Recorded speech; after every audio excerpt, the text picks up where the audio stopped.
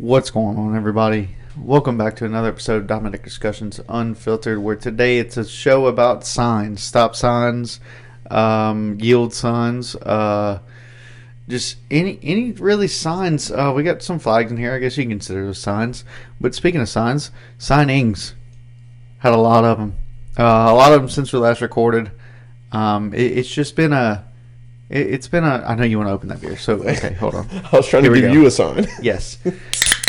Thank you. Yes. But there's been a lot of signings, a lot of big name signings, a lot of signings in the middle of the night, a lot of signings in the middle of the day. Yep. We're here for it. Okay. We enjoy it. We got a lot written on the board. We got a lot to go through. So with that being said, let's get into it. Corbin Burns, middle of the fucking night last night. Today is it's Saturday. It's 8:18 a.m. Yes. We're drinking in the morning. You know why? Because you can't drink all day if you don't start in the morning. But good Lord.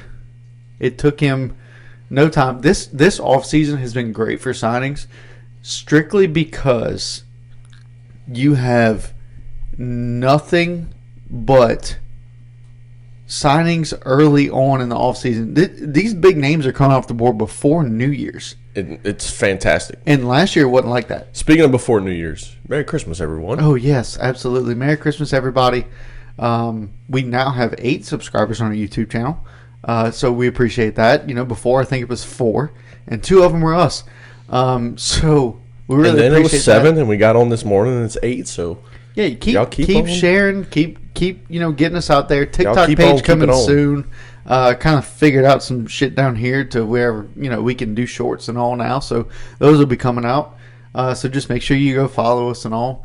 But no, dude, these signings is and it's all big names damn near. Yeah. Signings, trades, all big names. And it's like today, Corbin Burns, random team wasn't even linked to him. We've heard all offseason Red Sox linked to him, Dodgers obviously, the Yankees, the Blue Jays, the Orioles obviously going back there. Did I say Giants already?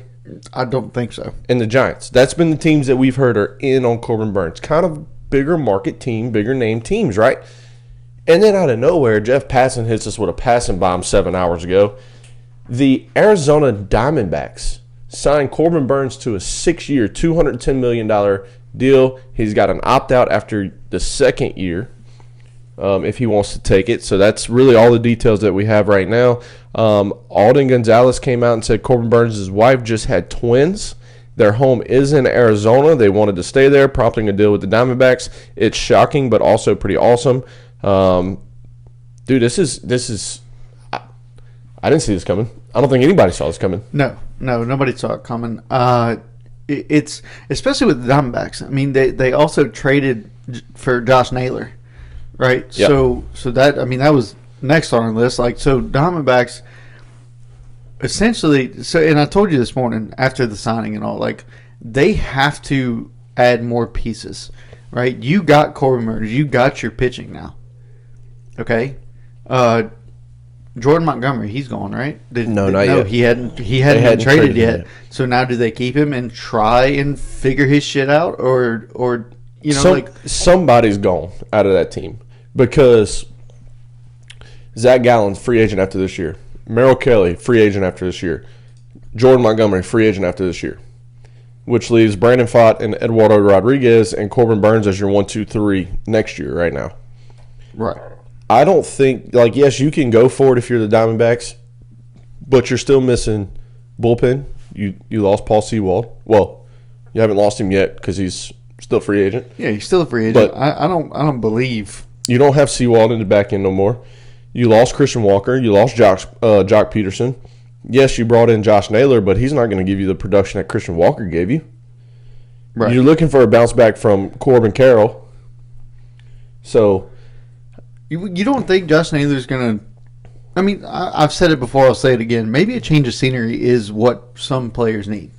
Yeah, but he was good. I don't think he wasn't one that struggled in Cleveland. He liked Cleveland with his brother there. And yeah, and I like you said earlier, like before we started, you said, like, man, I hate to split brothers up, but I mean, shit, it sometimes, I don't know, Josh Naylor was definitely what do you call him? A clubhouse guy. Yeah. Right? Like, you love to be around him. You love his energy, this and that. And I think he'll bring that to his Diamondbacks team. And when he does, like, it's going to be pretty incredible. No, I agree. I mean, I don't think he's going to be a bad player. He's not going to be Christian Walker. No. I agree, but he's young, right? So Josh Naylor is 27. Okay, exactly. You're trading 10 years of age right there. And what does he have left on his contract? Do you know? Josh Naylor? No, but I can look real quick. Okay. Josh Naylor I'm sorry. contract. I always hit you with these questions. It's fine, bud. Yeah. We're good. But this is an insane time. He's an unrestricted free agent after this year. So again, there's another 1-year guy. Fuck. You know what's like? You're pretty much saying if you don't trade any of the pitchers and you don't go make any more big moves, because we also got to remember Diamondbacks is one of these teams affected by the RSN stuff with the TV deals. So they're going into a record high payroll by $20 million more than what they had last year. Okay. If they don't trade anybody, this is current. So you're still looking to add another bat essentially, and you need bullpen help. How do you do that? You got to trade Jordan Montgomery. You got to trade Zach Gallen. You got to find a trade partner for Eduardo Rodriguez. I mean, one of these pitchers are gone. And I don't think it's Gallen. I don't think it's Fod. I wouldn't be surprised to see Merrill Kelly just because he's kind of older, but who's going to take on a 36, 37-year-old pitcher that sits at 92? I don't know. Eduardo Rodriguez is still pretty young. Jordan Montgomery, we saw what he can do. He's only got 1 year left on that deal. People will take that. You might have to eat $5 million of his 20, whatever he's making, 22, 25, whatever. What are you going to get? What's available, right? So you get some bullpen pieces. You got Hoffman, Estevez. You can go get Kirby Yates. I saw this morning actually they're interested in Kirby Yates, who had like a 1.97 ERA last year, was an All-Star. That is true. Kirby Yates is a very underrated closer. Yeah, he's or eighth inning, seventh inning guy. Like, he's very underrated because everybody thinks, okay, he's not the same as he was with the Padres, so let's just write him off. Kirby Yates is good, dude. He's very good. Kirby Yates is a dog. Yes. I mean, he threw to a 1.97, I think it was last year, ERA. Let me fact check myself. Please do. I'm sorry. He threw to a 1.17 ERA last year. Oh, okay. That's not a big deal. 61 games. He went 7-2, had a WAR of 3.3 through 61.2 innings, 61 and 2/3 innings. In those 61 and 2/3 earned runs, only 8. 85 strikeouts to how many walks? 28 walks. Strikeout to walk ratio was 3.04. Strikeouts per 9, 12.4. I'll take those numbers all day. He was an all-star. He was 8th in the Cy Young. This is a guy 37 years old has figured out, I don't have the velo that I used to have. How do I keep getting guys out? He's figured it out. I mean, he's done. He's doing it. Like, it seems like he has. I mean, you look at what on a Texas team that wasn't good last year, by the way. Right. They weren't. They were 78 wins or something like that. It wasn't enough for sure. Yeah, we're gonna get to Texas here in just a few minutes. I do want to go back to Corbin Burns real quick. We already kind of hit on the Naylor trade, so we'll skip over that one. But if you're the Diamondbacks looking at this, you got 6 pitchers deep now. We just talked about all 6 of them. They traded a guy that they called up for Josh Naylor, Slade Sassoni. Yep. And he made his debut last year. And okay, so you got rid of a guy that might have been promising. I don't know if he was or not. I didn't look anything up on him, but traded him and a competitive balance round B draft pick. Yep. I don't know what it would be, but anyway, I mean, you have Corbin Burns now, and like you said, you got Boston Fart, right? Who's probably your 5 right now. Yeah, which is crazy to me. I think he should be a little bit higher on that list, but Zach Gallen's your 2. Right. Eduardo Rodriguez your 3. Right. Merrill Kelly's your 4. Correct. 5, and then Montgomery. Flip them if you want. Yeah. Well, Montgomery, if you're looking to trade him, you need to do it now because there's not much left. Well, you gotta figure out who wants him. I mean, he had a horrible year last year. Yeah. And he's making $25 million. Yeah. So you're going to have to eat some of that money. You're going to have to. Nobody's trading you anything worth a damn for Jordan Montgomery right now. Yeah. I mean, that's I think he needs one more year, and I think he needs to figure it out. I think. Well, he was also one of those guys that signed late, real late, in the spring training. So he missed part of spring training. He didn't get comfortable. So I mean, like I said, I hope they keep him, and I hope that he has a bounce back year, maybe comeback player of the year, maybe, right? Has a bounce back year. Now, if he throws 2 innings and has Tommy John, it's obviously you should have fucking traded him. But you don't know that. No. You never know that stuff, right? So I think they need to keep Jordan Montgomery, try to develop him a little bit better, maybe teach him another pitch, have him rely on something else. You showed me Corbin Burns' numbers earlier where he struggled, right? And then he relied heavily on his cutter, and now he's an ace. Well, he didn't have a cutter. He threw a fastball 60% of the time in 2018, his first year. Threw it 52.5% of the time in 2019, his second year, and then said, fuck a fastball, I'm implementing a cutter. His fastball in 2020 went down to 2.5%. So virtually didn't throw it. Right. His cutter number in 2019 was 0.9% of the time he threw a cutter. In 2020, that cutter jumped to 31.5%. And since then, 52% in 21, 55% in 22, 55% in 23, and this past year, 45%. So do you think his strikeout numbers went down because, you see, the percentage in his cutter? Yep. How he didn't rely on it as much? He still relied on it heavily, but it wasn't as much as the previous years where he had 200 strikeouts. Not 200 strikeouts, but, still, he had a decent amount. And you see that number dip towards the end. Yeah, this past year. Yeah, and his strikeout numbers went down. Yeah, it's that. If I'm looking at Corbin Burns, I want Corbin Burns on my team. This is a bona fide ace. Okay, has been for a long time. Perennial Cy Young candidate, got one Cy Young. Perennial candidate to win it every year. Bona fide ace. The only concerning number I look at with him is that strikeout percentage, because since 2020 it has dropped every year. 2020 it was 36.7%. That was COVID shortened season. Okay. 2021 35.6. 22 30.5. 23 25.5. And this past year 23.1. Which you brought up a good point. Played the NL Central his whole life until this past year when he got to the AL East, the big bad boys in the AL East, and the numbers dropped a good bit. But again, this is a bona fide ace that I want on my team at 30 years old. Right. And it's I like him going to the Diamondbacks. I just need the Diamondbacks to do something else with him, and then they can make a run.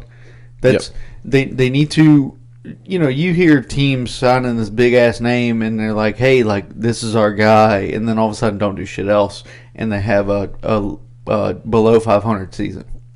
Yep. Right? So with that being said, I'm glad they grabbed Josh Naylor. I think he'll bring life to the clubhouse. I think he's going to be friends with everybody. He's loud. He's very just exciting player to watch. Young guy. You bring him in with a 30-year-old Corbin Burns, who's also a young guy, because I consider myself a young guy. I consider you a young guy. You're 30. I'm 29. Yep. So you bring these young guys in, and hopefully, I'm not saying you got rid of Christian Walker, but you didn't re-sign him, and he's 34, right? Yep. So, 3-time Gold Glover. Right. I agree, but let Josh Naylor cook, right? Let him do what he needs to do, and he might be the next one, and you might be able to re-sign him or extend him mid-season. Yep. To where, if you like him enough, which I think they will, I hope they will. He's making just over $14 million this year. Yeah, I hope they re-sign him at least for $18 million a year. I think he might be worth that, depending on the season he has. Right, it all depends. If he hits 235, then hey, he's worth 10.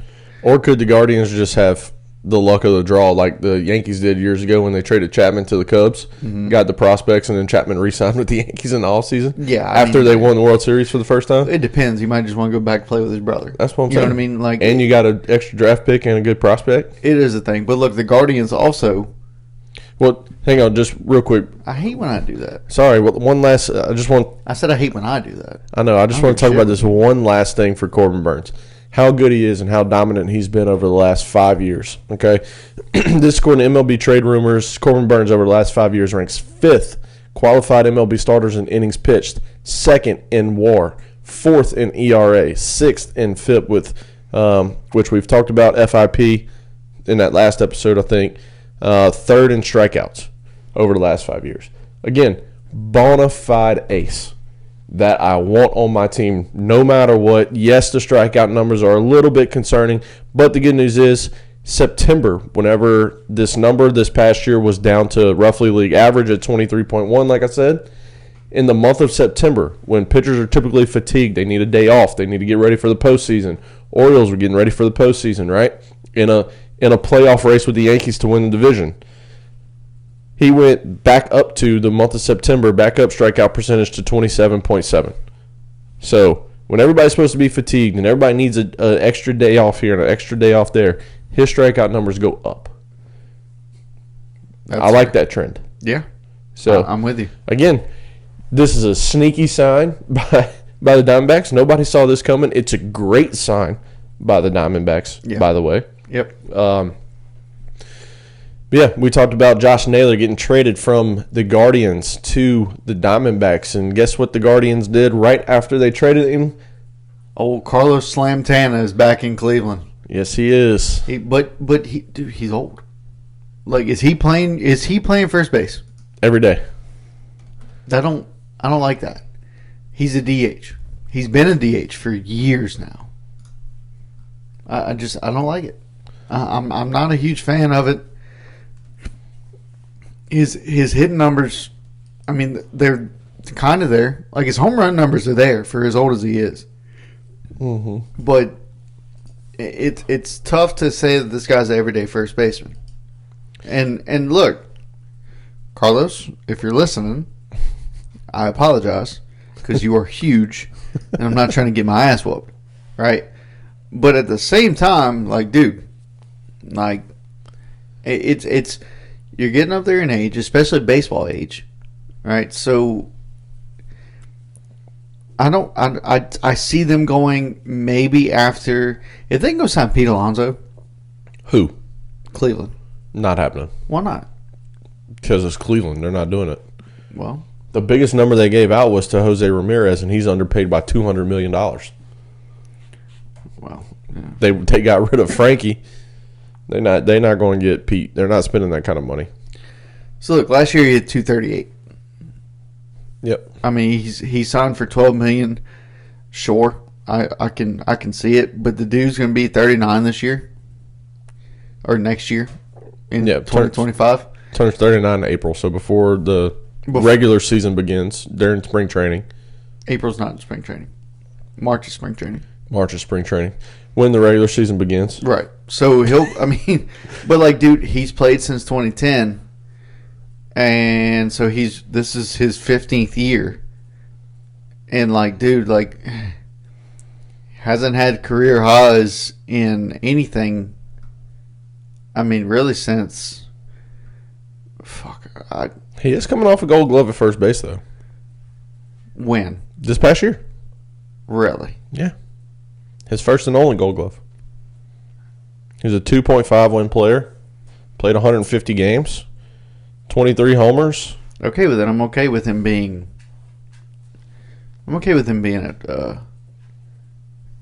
at first base. Yeah, that's there you it. Go, bud. That's it. Sorry. Yeah, that's the word. It's early. It is indeed early. Yeah, so they go out and get Carlos Santana again. Josh Naylor, left-handed bat. Carlos Santana, left-handed bat. Josh Naylor, not a Gold Glover. Carlos Santana is a Gold Glover. Josh Naylor hits 250, I think was his average last year, right around the 250 mark with 31 homers. Carlos Santana hit 238 with 23 homers on a bad Minnesota team. Now he's got a little bit of protection Bless you, bud. Shit. You good? You okay? All right. Got a little bit of protection in Cleveland with Jose there and with a couple other guys. Stephen Kwan and John Kinsey. I think he gets a lot of PT this year. So, yeah. Big Christmas? Big Christmas. I thought he was going to be starting first baseman. It's a decent sign. I don't mind the signing. It's a cheap deal. It's 1 year. You can never go wrong with a 1 year deal, especially for a guy that's going to turn 39 right as the season begins. So, yeah. I mean, yeah. I'm okay with this signing, but I mean, like I said, like there's other names out there that you could have go spend money on, but apparently Cleveland doesn't. Yeah, Cleveland don't spend money. But I mean, he started his career out with Cleveland, so I mean, coming back home, he might retire this year. He might.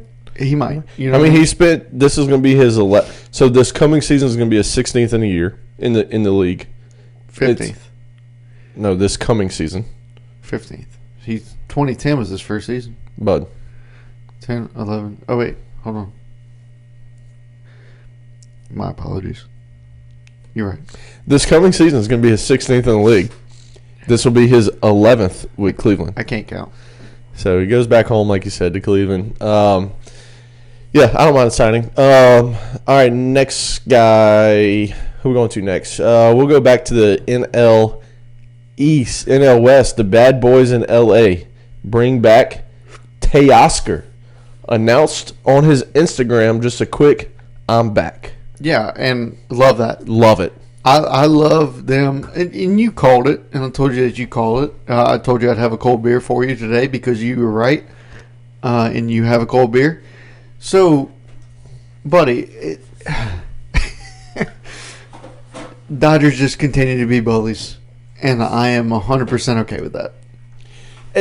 It felt like this was the perfect match, though. Absolutely. I mean, Teo came out at the beginning of the offseason, and he was like, I want... You're learning, and I love it. Teo came out beginning of the offseason, he's like, I want to be back here. I don't want to go anywhere else. Like, this is the perfect signing. This is the guy that the Dodgers want anyway. Look at what he did for him all year long. He was the model of consistency, just an absolute animal. Played 154 out of 162. He had his highest WAR ever at 4.3.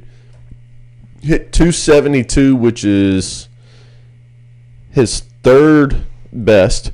He was an all-star. He was a silver slugger. He was 19th in the MVP voting.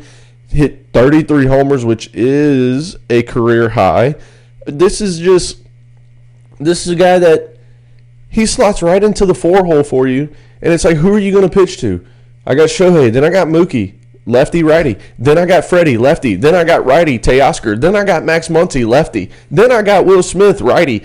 Who are you going to pitch to? How are you going to bring a lefty out of the pen and say, here's the matchup I want? How are you going to bring a righty out the pen and say, here's the matchup I want? Like, dude, this is such a Dodgers move here, and it is, as much as I wanted him with the Red Sox because that was the next closest team to getting him that he expressed interest in, and the Red Sox expressed it in last year and he didn't sign, but this is the perfect signing.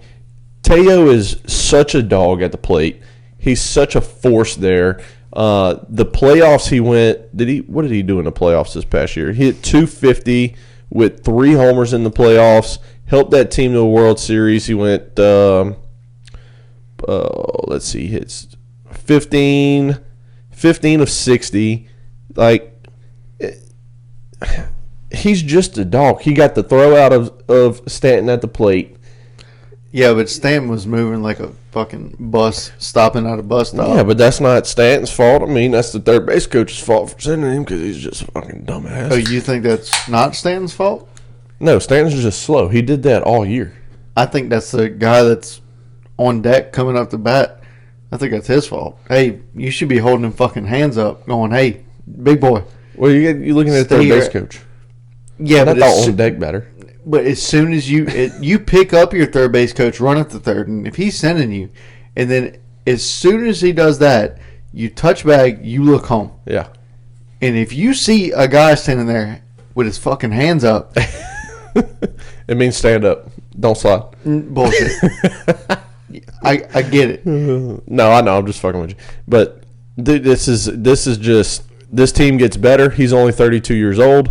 He's a two-time All-Star, home run derby champ this past year, World Series champ, three-time Silver Slugger. Teo, he fits right into that club. They needed an outfielder anyway, especially moving Mookie back to the infield. It felt like the perfect match from the beginning, as much as I wanted him to change to the Sox.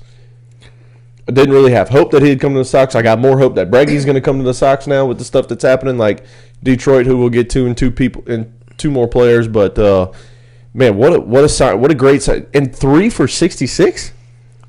That's a steal. Yeah, that's almost like Jerkson Profar playing for $1 million last year. Yeah, it's a great signing for him. But look, this is funny right here. This guy is it Jared Timms on Twitter. He said 2025 potential Dodgers lineup: batting leadoff 680 in deferrals.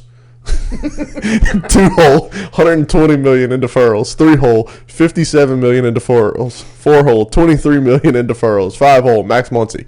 6-hole, 50 million in deferrals. 7-hole, 25 million in deferrals. 8-hole, Michael Conforto. Shit, I forgot they got Conforto. Yeah, exactly. 9-hole, Gavin Lux.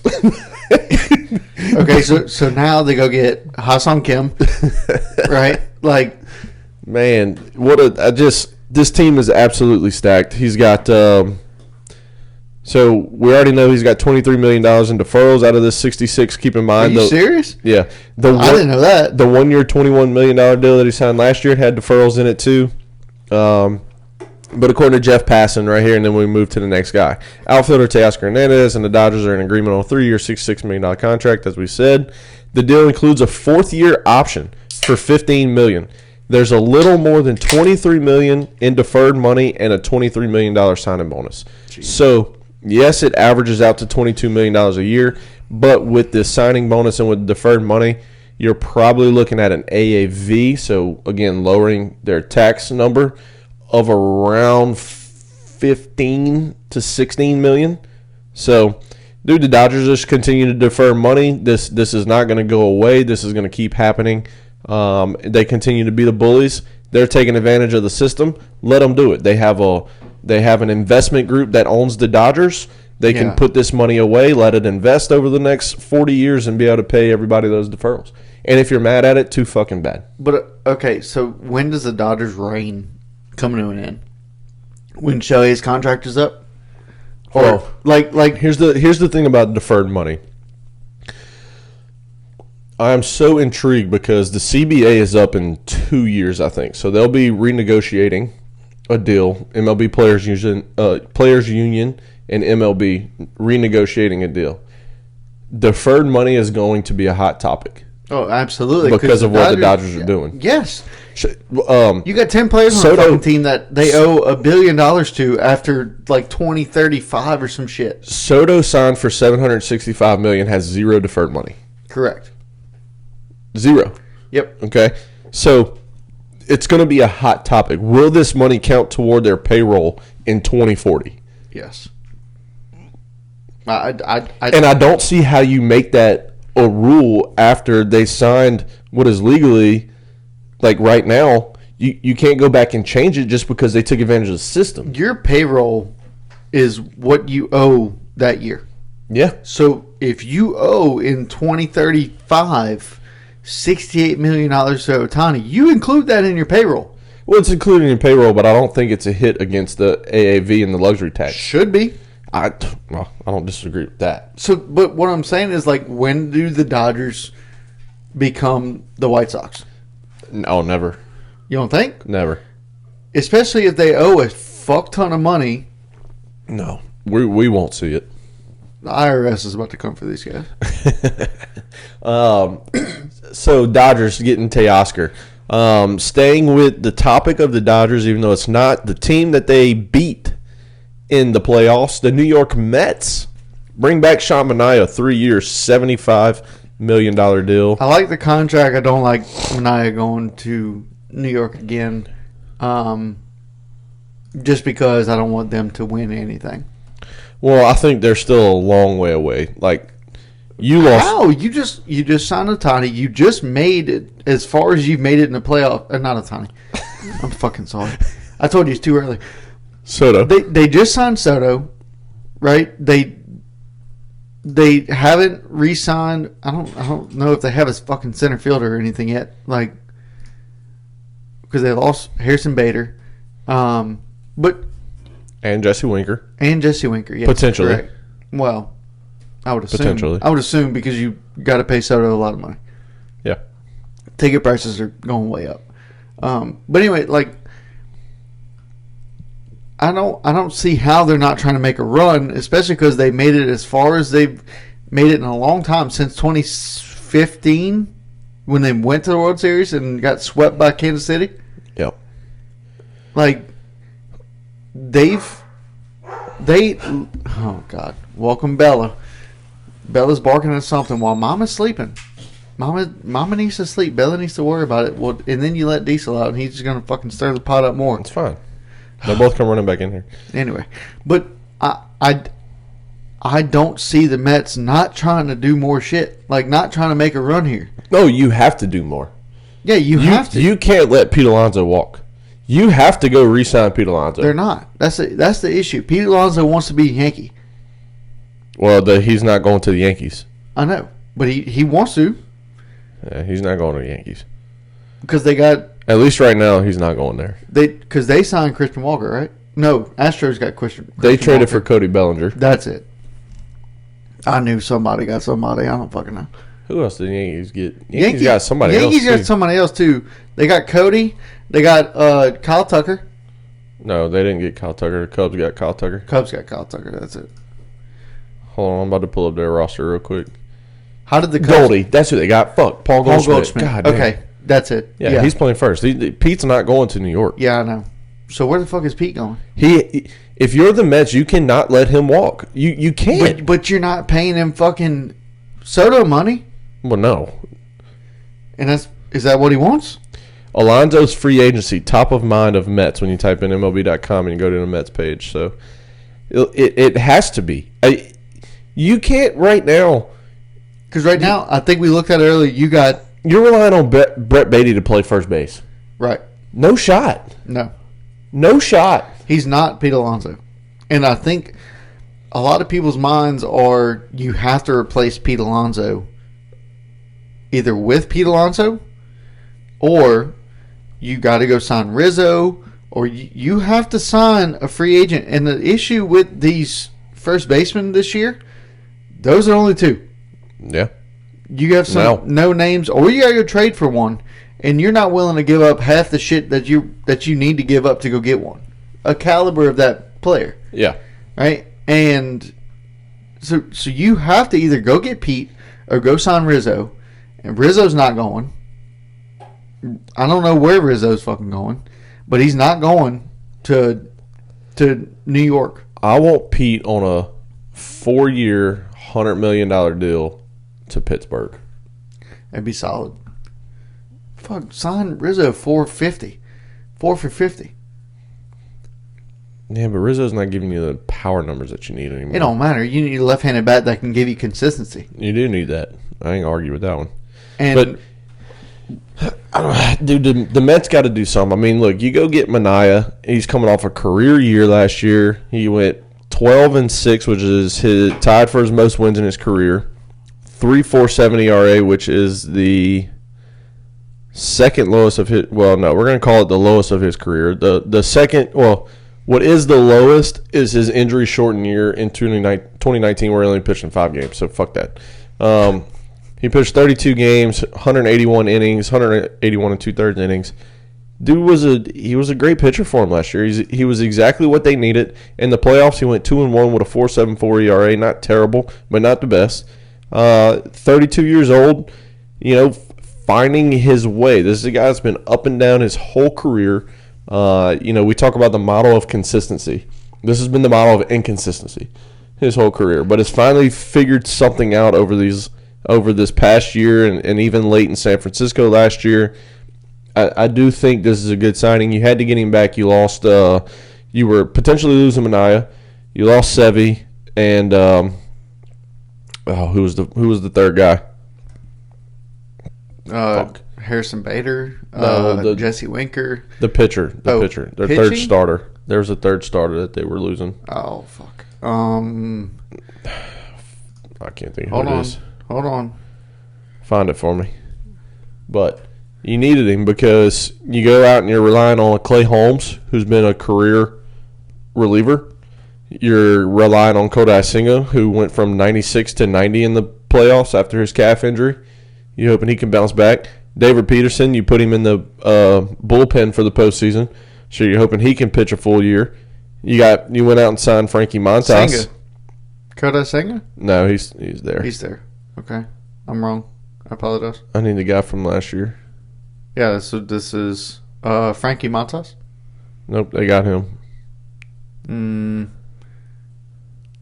Oh, shit. There was 3 pitchers, and I can't think of the third guy's name. But anyway, you had to get him. He's still a free agent. That's a good question. 2023, who are we looking at here? 2023 is 2024 season. 2024 Mets roster. I couldn't think of where I wanted to go. It's early.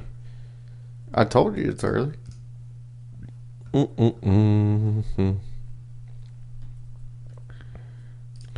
don't know who you're talking This about. ain't the updated list because that's got Clay Holmes on it. Who was 2024 Mets pitching staff? Yeah. Oh man. Let's see. This is updated. Taylor McGill, Christian Scott, David Peterson, Edwin Diaz, Jose Buto. No. Postseason pitching stats. Here we go. Jose Quintana. That's it. Jose Quintana. That's it. Yeah. I knew there was a third guy. Or Johan Santana. That guy. Yeah, him. Jose Quintana. All right, He was dirty. He was a great pitcher. Threw like 90. So you had to go out and get him. You're relying on Clay Holmes. You're hoping he can be a starter. We'll see how that works out. I hope he's not. Yeah, we'll see how that works out. Kodai Senga, as I said, coming off of multiple injuries. He only pitched in 2 games. So you needed it. You needed it bad, and there's still work to be done. You're not really relying on Edwin Diaz in your closer role. You removed him from that spot last year. So I think there's still 2 players away. Those 2 players could be a bat and another reliever. Those 2 players could be a starter and a reliever. I think you need a lockdown guy. You need a Hoffman, Scott Estevez. You need one of the names up there. And I think you need another bat because this actually has Vientos starting at first base, which I hate that idea. Yeah, no, I like him at third. I'd rather him at third, but you got Luis Angel Acuna too, but I've seen his name in trade talks to possibly get relievers or another starter. Have him traded to the Braves. Trade him to the Braves for not Austin Riley, but trade him to the Braves for fucking Alonso. Or not. Oh, fuck. Olsen? That's it. That's his name. I have seen Sean Murphy's name come up in trade talks. That wouldn't be bad. Trading for Sean Murphy. Sean Murphy can play first base, and you got and then you have Luis Angel Acuna playing with his brother. And you got Alvarez catching for the Mets. So. Correct. That wouldn't be a bad trade. You put Beatty at second base? No, Jeff McNeil's at second. Oh, okay. Frankie's at short. Vientos is at third. There you go. And then Sean Murphy at first. Sean Murphy at first. I'm down. But who's catching for the Braves? Don't know. Don't care. Oh, right. Not the Mets' concern. I mean, I kind of care. Not the Mets' concern. Okay. That's fair. You know what I'm saying? That's fair. Yeah. That's fair. But, yep. So, Manaea back there. Who are we going to next, Coach? What's next on the board? Well, I mean, we talked about it a little bit. Detroit Tigers at Gleyber Torres, 1 year, $15 million, and holy shit, is Javi Baez out? Has his swings and misses, kind of proved that he is dog shit or what? Like Javi needs LASIK or something like that. I don't know what it is. But is Gleyber going to play short? Probably not. He'll probably stay at second base. But this Detroit Tigers team is a team that made the playoffs for the first time, and by like a long shot too. Like it wasn't like, oh shit, they're doing good. It was like they might be a 500 team, then all of a sudden, like, hey, we're just we're gonna go ahead and just win a bunch of games like late in the season. Yeah. And make the playoffs here. Like, and it was wild.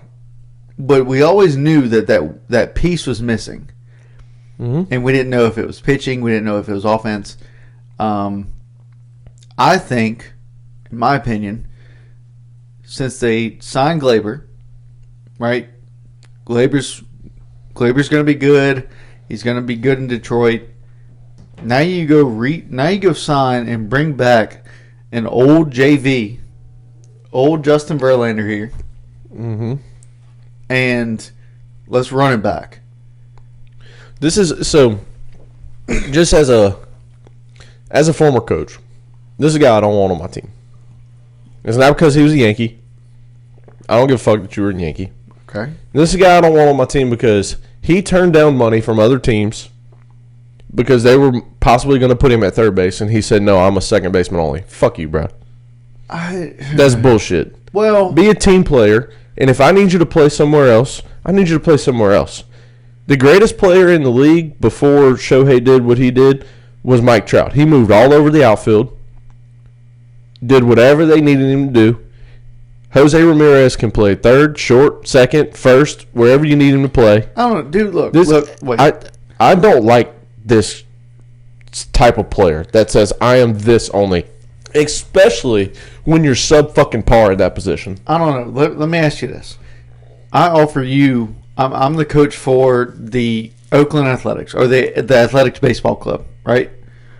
And I offer you 1 year, $15 million, but you got to go play left field. You have to go play left, right? Yeah. And you are a shortstop. And then I am Cleveland, and I offer you 1 for 15, but you're a starting shortstop. Mm-hmm. What are you picking? Well, it's the same money, so I'm gonna pick the shortstop. Okay. Now I'm the Athletics Baseball Club. And you're Cleveland. I got a better chance to win in Cleveland right now than I do in. But that's what I'm saying. He has a better chance to win in Detroit. Hold on, let me see. It came out who he turned down money from. I gotta find who it was though. But keep going. I'm listening. No, but I'm saying like if I'm getting offered, for instance, my dad, okay, dad went go buy a boat, right? The same boat that he can get in Pier Park, which is 45 minutes away, he would have had to pay $10,000 more. The dude went to Arkansas and found the boat, obviously $10,000 cheaper. Bought the boat from Arkansas. Had to get it registered here and all that. But it's not worth the extra to... Do you see what I'm saying here? Like it's not worth Dad. It's not worth it to Dad to pay the extra $10,000 to get the same exact boat he can get somewhere else. Right? So it's not worth it to Glaber to take more money. To take more money to play a different position that he'd never played. It was the Nats, by the way. Okay, thank you. Would you rather play for Detroit or fucking Washington? Washington. Eat a dick. No way. You wouldn't? No way. Not right now. Why? Let me just make this clear right now. This camera right here. Let me make this clear. If any team offers me an MLB contract, I am signing no matter what the fuck it is. They could say it's a penny. I'm going to play in MLB. All right? Let me just make that clear right now. Oh. But if I am Glaber Torres and I want to win right now, I'm going to sign with Detroit. If those two offers are on the table, are the Nationals, are they in your pick to win the division, to win a playoff game, to win fucking anything right this year? No, but neither is Detroit. Why? They made the playoffs last year and they're just adding to it. Yeah, but I like Cleveland a lot better in that division right now. Detroit got moves to make. They got one pitcher. Can Detroit make a wild card game? Current roster, no. Yeah, but I mean, we thought that too when they were sub 500. Yeah, but current roster, no. You're asking me my opinion. My opinion is no. Well, there's other moves to here's make. a good thing about opinion. Fuck your opinion. All right. If those two teams are on the table, you have a better. Do you or do you not have a better chance with Detroit for 1 year? Yeah. Maybe. Are the Nationals making a wild card game? This current season, no. Okay. Is Detroit? Does Detroit have a chance of making a wild card game? No. It's two separate questions. You said, will the Nationals make it, and does Detroit have a chance? It's two separate questions. I think they do. Do they both have a chance? Yes. Okay. Will they both make it? No. Will one of them make it? No. All right. Well, this conversation's over. But it's Andrew McCutchen. Say the Nationals offered him a 3-year deal and he's got a home for 3 years. He was in New York. Now he's got to go to Detroit, and it's a 1-year deal, and he's back on the market again next year. Let me also make this clear. Living in Detroit and living in Washington, D.C. is the exact same thing. They're both terrible places to live. I'm just saying, they're both awful places to live. Well, I'm not debating that one with you. I agree. I'm just saying, like... I mean, it didn't come out what the Nationals offer is yet, years or money, but... It's probably not going to come out. I don't... They probably offered him 3 years, $5 million. If I'm Glaber, if I'm any player, I don't want to be back on the market a year from now. Like, I want a multi-year deal. And my whole point about Glaber is not that he's a bad player, not that he shouldn't have took this deal, none of that. My whole point is being that you have been an infielder your whole life. I've been an infielder my whole life. Yeah. I can go play any outfield position. Fuck, I was a catcher too. I could play virtually any position on the field. I'm not tall enough to play first, but I could play it if I need to. You're in the bigs, bro. You don't necessarily need to be tall enough to play any position. It's baseball. Yeah. Look at Jose Altuve. You're in the bigs, dude. And you're going to look at a GM and a coach and say, I'm not moving to third even though I know somebody needs a day off because I'm a fucking second baseman only? No. I hate that. I hate it too, but I understand it. I don't. I understand it. If I'm comfortable at a position, I don't like change. I'm not a big fan of change. That's why like I'll stay at a job if I fucking hate it because I hate going somewhere else. You know what I mean? Like, yeah. I was scared to get out of the Navy, which a lot of people are, right? But at the same time, like, sometimes you have to embrace it. Sometimes you have to embrace change. But the issue is, if Glaber had a terrible year at second base, absolutely. I mean, he wasn't good. He wasn't bad. He didn't have a terrible year. I mean, he was fielding wise. I'm saying. Yeah, that's what I'm talking about too. Oh well. Hold on, we're gonna pull up some numbers here. I mean, I hope you do. But I'm just putting that out there. Like, fielding. If he had an awful year at second base, yeah, I would accept that. Hey, I'll play third. I'll move a position. You know, but like, he's a decent second baseman. Right? He's comfortable there. He might not make the plays he needs to, but he's comfortable. He's definitely comfortable there because that's all he wants to do. He's come out and said that multiple times. It's his fielding percentage is .969. That's not good at second base. Hey, better than 900. It's not good at second base.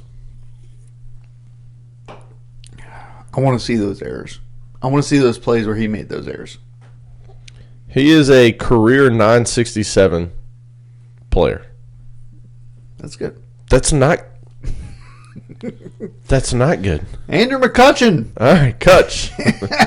Andrew McCutchen signs a 1-year, $5 million deal with Pittsburgh to return. I hope this is his last year. That's all I got to say about that. Yeah, I mean, it's. I love Kutch. I agree. Don't get us wrong, but he is what's he going to be now? 38 I believe. This year. He played 120 games. He had 20 homers, which is pretty good. He needs, I think it was 5 homers, and he becomes the second in Pittsburgh history. Something like that. It's. Hold on, I got it.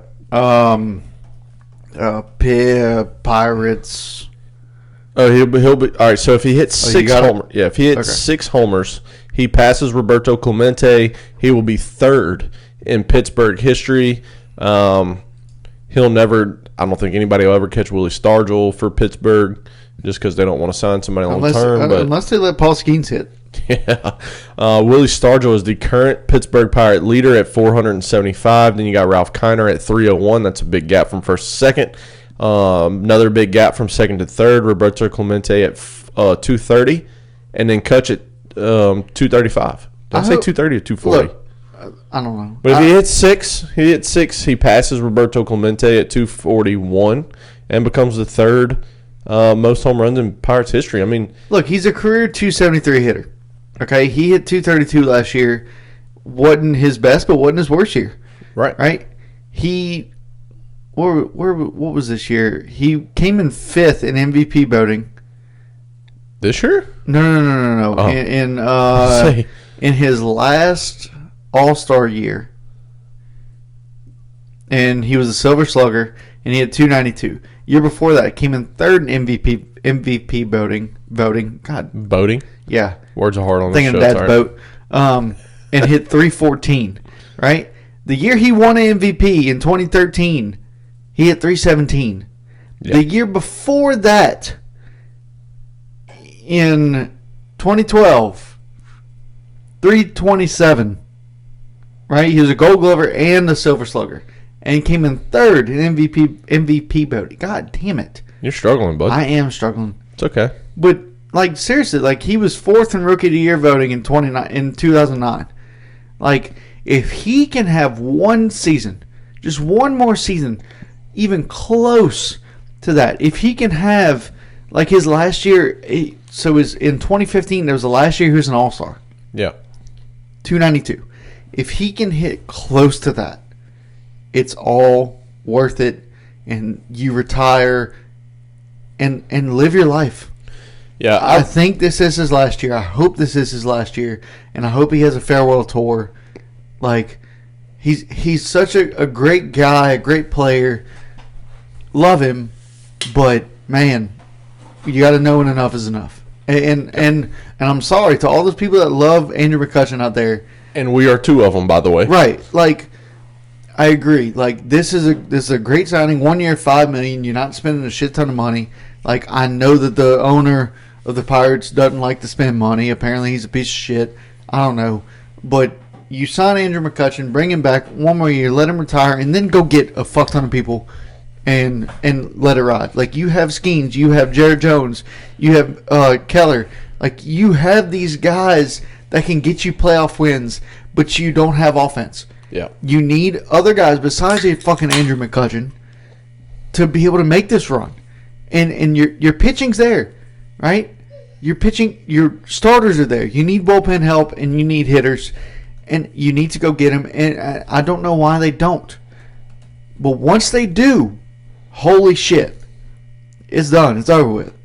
Like, Pirates are back. They're back. They're back in the playoffs. Possibly winning World Series. And I hope that happens for him, because I hate to see Paul Skeens become like any quarterback that gets drafted by the fucking Cleveland Browns.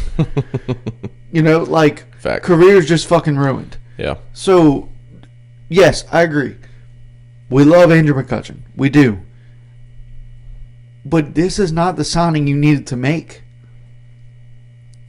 I don't understand it. And I'm done with that. Yep. All right. So to the Rangers, we've already kind of touched that they got Jock. Just real quick about Jock. I know you love him. I think it's a great signing, but it also leaves me questioning, like, what are the Rangers doing exactly? Because your current lineup is Simeon Seager, Garcia, Jock at DH, and then at third base you got either Young or Smith. Then you got Wyatt, Jake Berger, at catcher Heim or Higashioka, and in center Carter or Tavares. You don't have room for all these guys, and you're putting a Silver Slugger and Josh Smith on the bench. You'll never get to play. It's a good problem to have, right? So, but it is a problem. Yep. And I like it, but I don't. Right? 2 years, $37 million. Is he worth that? He hit 275 this year. Had hit on base was 393. Like, he's okay. I mean, he's average. Here's the thing about Jock. He is only facing right-handed pitching. This past year, he had 32 at-bats versus lefties. Okay, so we can say virtually none versus lefties. He hit .219 with 1 homer in those 32 at-bats. Versus righties, 335 at-bats. He hit .281 with 22 homers. This is a guy that mashes right-handed pitching. Right. And when you think about the bigs, you think about any level of baseball, majority, I'd say 75%. is right-handed pitching. Correct. Okay? So you're going to get most at-bats versus righty, especially because you have all these other plays in there. If you're facing a lefty that day, Heim can start at catcher, Higashioka is at your DH, right? Like, you have a ton of options. Evan Carter can hit lefties. You can play Carter somewhere and put Adolis at DH if you need to. Like, I'd be willing to bet that Jock he has less than 32 at-bats versus a lefty this year. Less than, which is what he had last year. Yeah. This is a guy that absolutely mashes right-handed pitching. He's going to do it again. This is a deal that allows him to enter free agency for the 5th time in 5 years, I think, if he opts out after this first year. So I don't mind the signing. I'm not a big fan of the signing because it's another lefty bat. It's another one blocking Josh Smith. And you have a ton of depth here, player position-wise, for the Rangers, which is a good problem to have. But my goodness, Josh Smith just won a Silver Slugger, and he's on the bench. He has nowhere to play. Yeah. I don't get it. But look, speaking of the Rangers and pitching, they get a left-handed pitcher in Robert Garcia from the Nationals, and they trade Nate Lowe, right? And we said he was on the block, and we were kind of hoping they'd also throw in what's his fuck in this deal, center fielder Leody Taveras. Oh yeah. Like, we'd also, we hoped that he would throw that in, maybe get Dylan Cruz or something like that, bring Dylan Cruz and Wyatt Langford together. That'd be so sick, but you wouldn't have a spot for him. So it's this trade. I like it. They get another left-handed pitcher, and you move a bat out in Nathaniel Lowe whenever you got a guy like Jake Berger that you traded for. You got Higgy that can play first base. If you need Josh Young to play first and put Josh Smith in the field, you can do that. You got Jonah Hahn that can also play fucking third and first. Like, you got a bunch of options now. You have a shit ton of options. Like I said, it's a good problem to have for Texas. Yeah, it clears up a lot of confusion with their infield of what they wanted to do. Oh, absolutely correct. That's 100% correct. I don't mind the move. It's kind of confusing just looking at it from that standpoint of where do these guys play every day.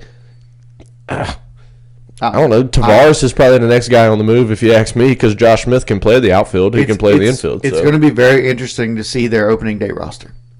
Their opening day lineup. It's going to be very interesting to see what happens. Yep. But look, Phillies. Phillies add a power pitcher. Yeah. In Jesus Luzardo. I love this. Holy shit. I love this so much. We've been talking about it too. Phillies need that guy. We've been talking about Luzardo for 2 years. Yeah. Since we started the podcast, essentially. Yeah. So a year and a little while. Yeah, he's been stuck on the Marlins, and in typical Marlins fashion, they fucking get rid of him. Now, this year, he only pitched in 12 games. Yeah. Right? Tommy John? No, he battled some injury. He didn't. It wasn't nothing that put him out like for a year and a half, but he did battle some injury. Right. Did they trade for him? Yes. Okay. What did they end up trading? They traded. Marlins receive infield prospect Starlin Caba and outfielder Imarion Boyd. Caba is a well-regarded. Caba was the Phillies' third-ranked prospect, number 54 on the top 100. And Boyd was number 23 in the Phillies prospect, not top 100, but just 23rd overall in the Phillies system. So it wasn't a bad trade for the Marlins, and you gave up your number 3 prospect that has nowhere to play for the next however many years anyway, because you got Trey, and you got Bohm for now, who you're probably going to trade. And who's that second for Philly? Stott? Yeah, you got Bryson Stott at second. So this guy has nowhere to play for the next however many years. This is a great trade. And you get a guy that's an ace. Yeah, and you actually got a minor leaguer, maybe related to the McIntosh family. Paul McIntosh. Yep. Catcher / outfielder. Mm-hmm. Which I didn't know that was possible, but okay. But like seriously, like this trade, Philly's add an ace, right? But it'll probably be the 3 because you got Wheeler and you got Nola. Yeah, depending on how he does, could be the 2.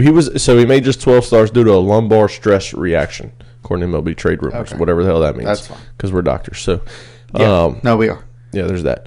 But yeah, dude, my goodness, you add a freaking ace to this team, and you don't really give. That's not giving up much, if you ask me.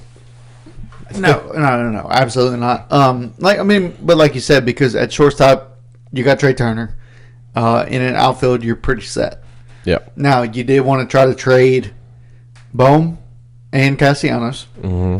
and if you do trade those and you give up that prospect, what's that look like? So I don't know. It just depends on who you trade those guys for. Now, if you don't want to trade them, then you're set, right? Phillies are running it back, winning the division, I think. Yeah. So I do too. It just all depends on what they end up doing with these guys. But with that being said, speaking of what they're doing with these guys, our Boston Red Sox ended up signing Walker fucking Buehler. Hell yeah. 1 year, $21.05 million. Which is the qualifying offer this past year, by the way. And look, Walker, great Dodger, will probably be remembered as a Dodger, but hopefully he's remembered as a Red Sox. Hopefully he has numbers that are out of this world. And now you add Walker Buehler to that starting rotation that's star-studded at this point. Dude, I love it. I mean, this is...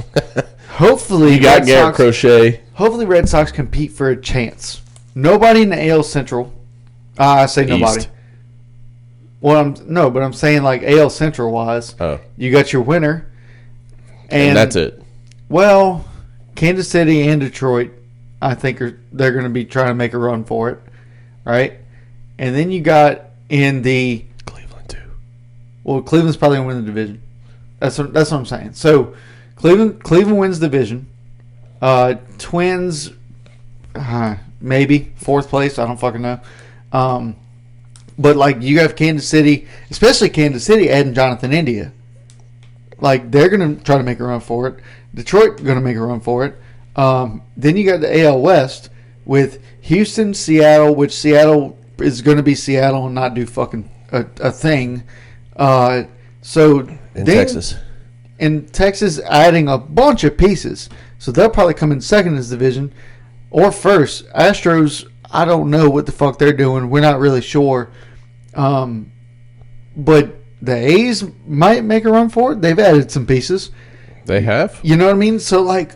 It's going to be a very competitive This division. American League right now, like, Buehler's going from a sure thing to hopefully. Yeah. And especially being in this division... Now, look, granted, he's played so far, or he's played so far in probably the toughest division that there is. And now he's going to the second toughest division that there is. Yeah. So, what is his expectations this year? I'm thinking same numbers as last year.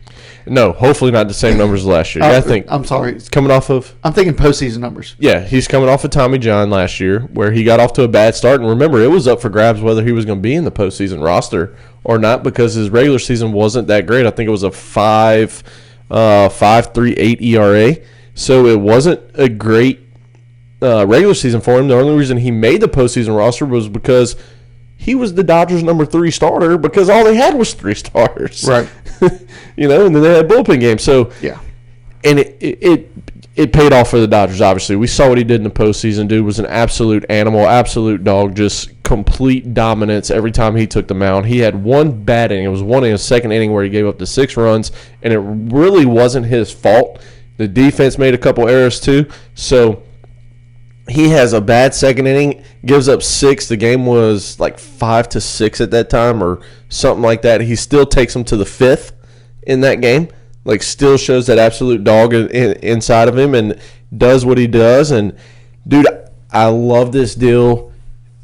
1 year, again, you can't really go wrong on 1 year deals. This is the qualifying offer deal. Jeff Passan reports that he does have performance bonuses of up to $2.5 million. It doesn't say what those bonuses are, if it's innings pitched, if it's an all-star game, if it's top MVP, if it's Cy Young, if it's... Yeah, it's probably all that in some kind of way, but it doesn't. It's not out of what it is that he did just pass the physical 2 days ago, I believe. Hell yeah. So he is officially a member of the Red Sox. We don't have to wait for that anymore, dude. You throw Crochet, Buehler, and then you got Tanner and Bayo and Cutter going with the bullpen. You know, you're going to get some guys back in that bullpen like Garrett Whitlock. Oh, man. I really love where this team is at. Again, I said it earlier to start the episode. Alex Bregman, throw me a right-handed bat to play second base or slide Devi to DH and play Breggy at third. Oh, my goodness. You sign Bregman, this team wins the division. I wouldn't go that far. Oh, yeah. You sign Bregman, this team wins the division. That's the thing about baseball, dude. It's so unpredictable. Yeah. It's not like football where you can put a star-studded roster together and it's like, hey. You know you're going to win it. Right.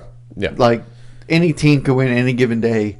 Any pitcher can have a bad day. Any hitter can have a good day, bad day, whatever. And we've said it a million times. Baseball is all about who gets hot at the right time. Correct. Exactly.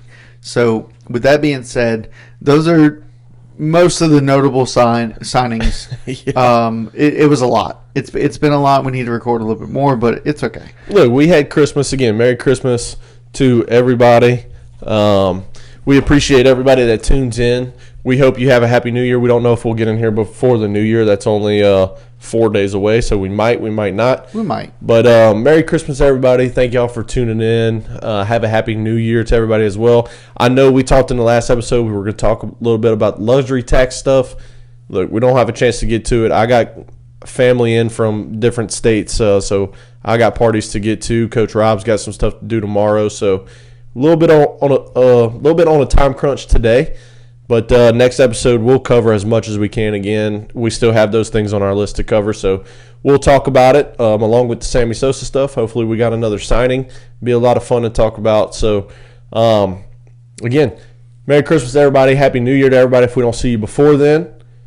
I'm Coach Jace. This is Coach Rob. We are your boys with Diamond Deck Discussions, and we are unfiltered.